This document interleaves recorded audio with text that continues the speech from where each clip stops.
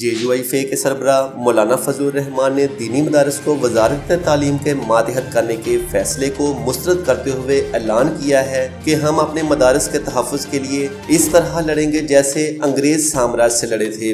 उनका कहना था कि मदारस के निसाब तय करने का किसी को कोई इख्तियार नहीं, मदारस से पहले तालीमी अदारों में बेहतरी लाई जाए। हम मैदान में हैं, 12 मिलियन मार्च किए हैं, कोई हमारे साथ आता है तो सराखों पर, कोई नहीं आता तो हमारी ये तहरीक जारी रहेगी। उन्होंने कहा कि इंतहा पसंदी माशरती मर्ज है, मदारस से इसका कोई ताल्लुक नहीं। 70 साल के जाबराना रवैया का मलबा मदारस पर न डाला जाए। हमने हुकूमत के साथ बैठकर मदारस का निसाब, मालियाती सिस्टम व दीगर अमूर पर 2005 में मुआहदा किया था और फिर 2010 में मजीद कुछ मामलात पर मुआहदा हुआ। मौलाना फजलुर रहमान ने कहा कि अगर आप कहते हैं कि 100 मदारस इंतहा पसंद हैं, आप उन 100 मदारस के नाम पर 30,000 मदारस को ख़राब कर रहे हैं। हम आइन और कानून के साथ खड़े हैं, हम एतदाल के रास्ते पर हैं, हम संजीदा सुलझे हुए लोग हैं, दीनी मदारस और उलमा पुरअमन लोग हैं।